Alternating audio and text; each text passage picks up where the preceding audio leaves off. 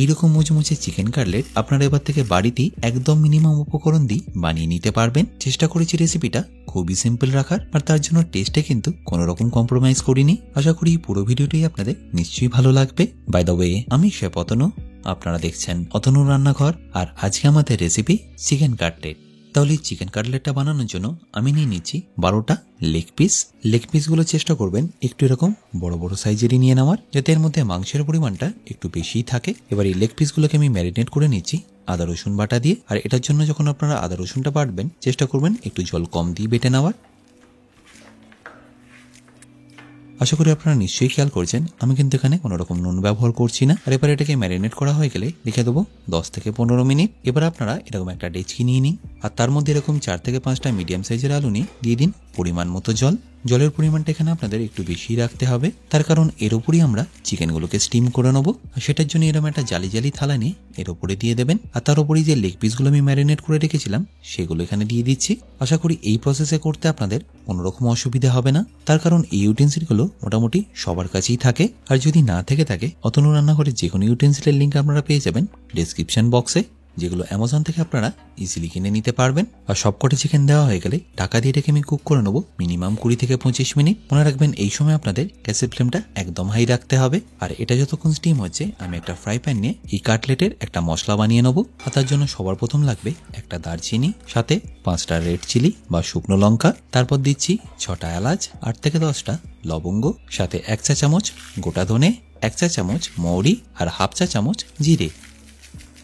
এছাড়াও সামান্য একটু নুন এখানে দিয়ে দিতে হবে। এবার গ্যাসের ফ্লেমটা লো টু মিডিয়াম করে এটা আপনাদের ততক্ষণ ভেজে নিতে হবে যতক্ষণের মধ্যে থেকে খুব সুন্দর একটা গন্ধ বেরিয়ে আসছে। আর তুলে নেওয়ার ঠিক একটু আগে দিয়ে দেবেন গোলমরিচ। এটা এই কারণেই শেষে দেওয়া যাতে ফ্লেভারটা আমরা একটু স্ট্রং পাই। আর এটাকে দেওয়ার পরে 30 থেকে 40 সেকেন্ড একবার ভালো করে মিশিয়ে তুলে নিচ্ছি একটা ডিশে ঠান্ডা করার জন্য। আর ঠান্ডা হয়ে গেলে এটাকে ভালো করে আমি পাউডার করে নেবো।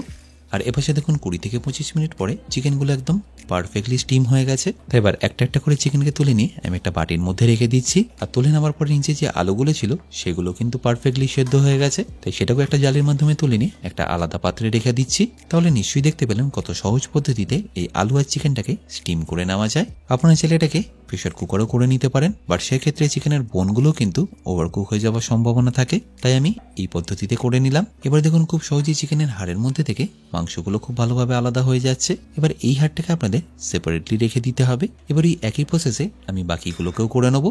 আর এখানে বলে রাখি, আপনারা যারা আমার এখনো বেসিক কুকিং কোর্সটা নেননি তারা সেটা নিয়ে নিতে পারেন আমার নিজস্ব ওয়েবসাইট www.otonuraannakor.com থেকে, যেখানে পেয়ে যাবেন প্রায় 60টারও বেশি ভিডিও, যেগুলো আপনাদের নিত্য প্রয়োজনীয় রান্নাগুলোকে আরো সুস্বাদু করে তুলবে। যদিও লিঙ্কটা ডেসক্রিপশনে দেওয়া আছে, তাও কিন্তু যদি কোনো রকম অসুবিধা হয় আমার সাথে এই হেল্পলাইনে যোগাযোগ করতে পারেন। আর এপাশে দেখুন এতক্ষণে চিকেনটা আমাদের বোনলেস হয়ে গেছে। আমি যেহেতু গ্লাভস পরে করলাম তাই এটা আমার খুব বেশি গরম লাগলো না, বাট আপনারা যদি খালি হাতে করেন সেক্ষেত্রে আপনারা এটা ঠান্ডা হয়ে যাওয়ার পরও করে নিতে পারেন।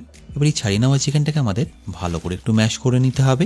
চেষ্টা করবেন এইভাবে একটু প্রেস করে করেই মেখে নেওয়ার, তাহলে দেখবেন চিকেনটা খুব ভালোভাবে নরম হবে। তাই ভাজার পরেও এটা খেতে দারুণ নরম থাকবে।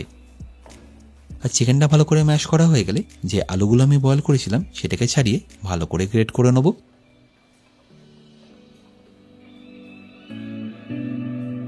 আপনারা চাইলে হাতে করেও ম্যাশ করে দিতে পারেন, আর সেক্ষেত্রে দেখবেন একটু একটু বড় বড় দানা থেকে যাবে। তাই খাবার সময় সেটা মুখে পড়লে একদমই ভালো লাগবে না। সেজন্যই যদি পারেন এভাবে একটু গ্রেট করেই দিয়ে দেবেন। এবার আলুগুলো গ্রেট করার পরে আর কি দিয়ে দিতে হবে দেখে নিই। প্রথমে দিচ্ছি সামান্য একটু কাশ্মীরি লঙ্কার গুঁড়ো, তারপর যে হোমমেড মশলাটা আমরা বানিয়েছিলাম সেটা এখানে দিয়ে দেবো।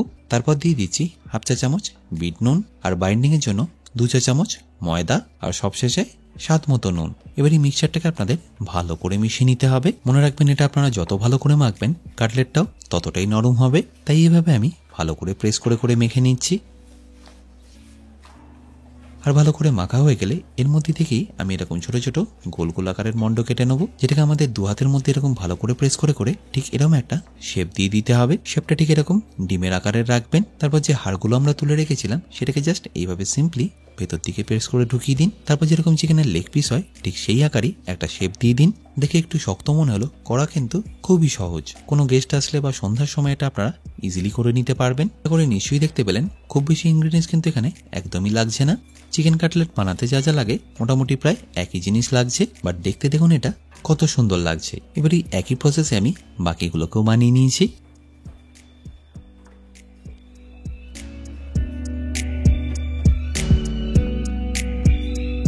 এবার এটাকে ব্রেড ক্রামে কোট করার জন্য দুটো ডিমকে আমি ভালো করে ফেটিয়ে নিয়েছি আর সাথে নিয়ে নিয়েছি ব্রেড ক্রাম। এবার একে ডিমের মধ্যে জাস্ট এইভাবে ভালো করে কোট করে নিই, দিয়ে দিন ব্রেড ক্রামে।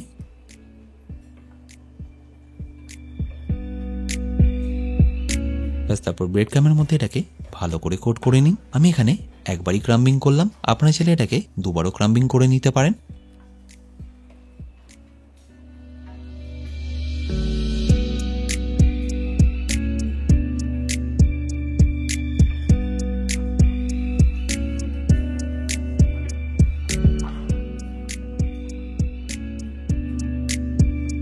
সবকটা ভালো করে ক্রাম করা হয়ে গেলে ডাইরেক্টলি আমি ছেড়ে দেবো তেলের মধ্যে। তেলের টেম্পারেচারটা কিন্তু এখানে আপনারা লো টু মিডিয়াম রাখবেন, একটু আস্তে আস্তে কালার আসলে দেখবেন এটা বেশ ভালোই মুচমুচে হবে।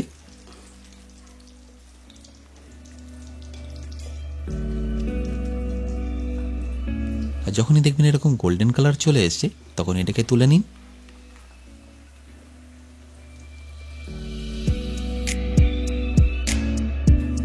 এবার ওই একই প্রসেসে আমি বাকিগুলোকেও ভেজে নেবো, বাট তার আগে দেখুন এটা কতটা মুচমুচে হয়েছে।